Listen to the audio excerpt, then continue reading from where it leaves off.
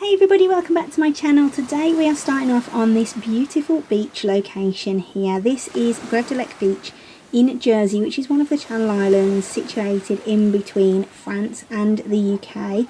And this is one of my absolutely most favourite places in the whole world. We come here every year on our holidays.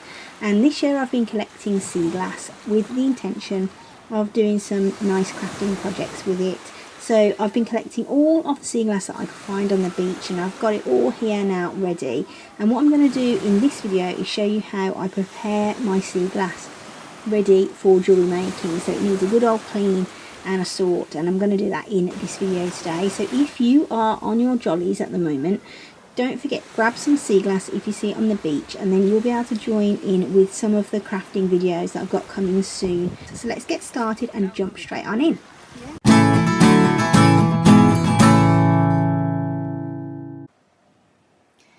The first thing that I do then, once I've got my sea glass home, is just tip it into my big yellow bucket and clean it, because there is all sorts of bits of sand, there's debris from the beach, there is salt and bits of seaweed and stuff on there. So you want to just tip it into the bucket and give it a really good swill off. So I've got quite a lot here, as you can see, and the bucket is just the right size for this amount. I reckon I've probably got about 5 kilos of glass here. And then I'm just going to get my bits out that I don't need. So that bag was another bag that we collected some more in. We've got these funky things. This was a marble that we found, and I'll tell you a bit more about that in a little while. Then I've got all sorts of nice big chunky pieces. There's tiny pieces. There's little bits of ceramic as well that I've got. Some of those ceramic pieces are printed as well, so they've come through from goodness knows where. There are little seashells in there as well, as you can see. I did check there wasn't anybody living in those before we put them into the bucket. So what I want to do now, there is a tile as well that's potentially from a swimming pool. So I'm just going to grab my hose pipe and just put some water in here, give it a good swill around and get rid of all of that sand and stuff that is stuck on that glass right now.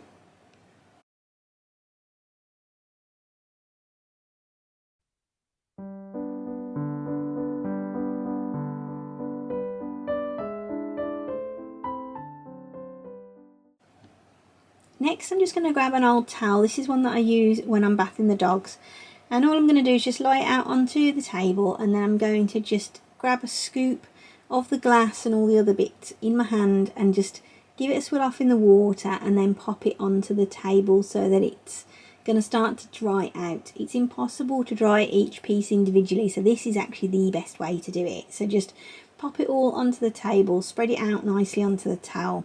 And in the warm weather, really, it's going to take probably about half an hour, maybe an hour to dry off.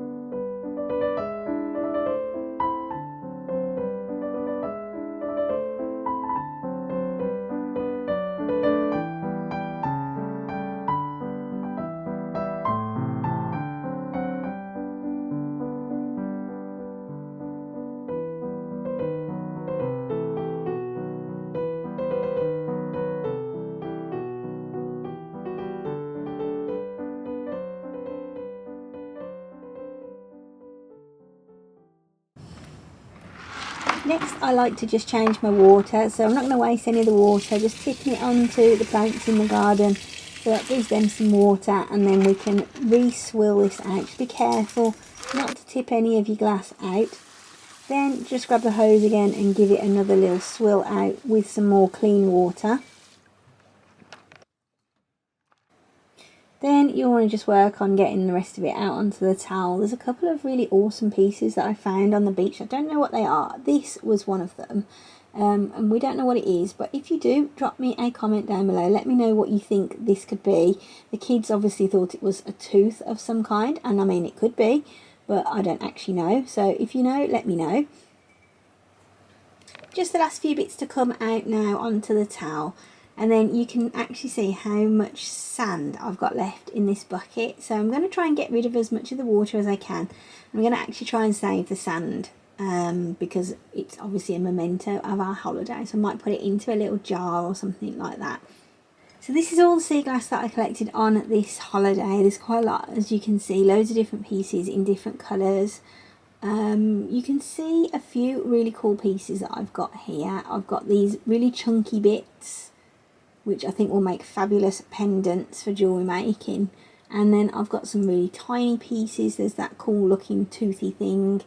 We've got the marbles, and the marbles were from, my mum thinks, a thing that used to be used in carbonation, and it was called a cod bottle. And she said what they used to do is have this marble in the top of it, and then there was like a rubber rim inside the bottle lid, and what that marble there used to do was pop up and get stuck in the neck of the bottle, and then it would make sure that the carbonation of the water or the pop or whatever was in there didn't escape. So that was a really good find. I actually found 2 of those marbles.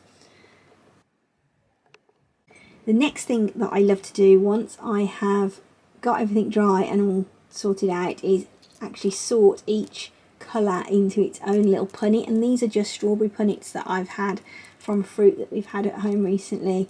And I just like to get all the different white pieces, all the different seafoam colour.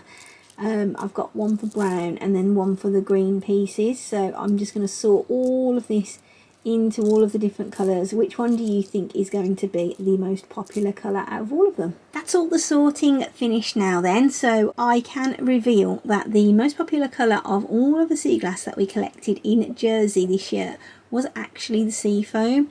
I got nearly a whole punnet of sea foamed coloured sea glass, and I can't wait in the next few weeks to start making some lovely wire wrapped jewellery projects, and I'm going to share how to do those with you.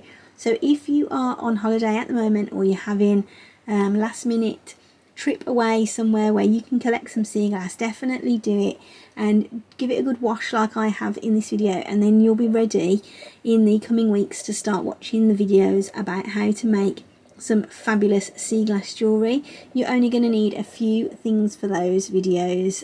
Just some wire, probably 22 gauge or 20 gauge will be absolutely perfect. You can pick that up from Hobbycraft, it's really cheap, and you can make some fabulous items with it. So I hope you've enjoyed this video and hope it's given you some inspiration. If you have enjoyed it, don't forget to give me a big thumbs up and maybe consider subscribing to my channel so that you don't miss out on any of the upcoming videos in the next few weeks. Take care of yourselves, and I'll see you really soon for another one. Bye!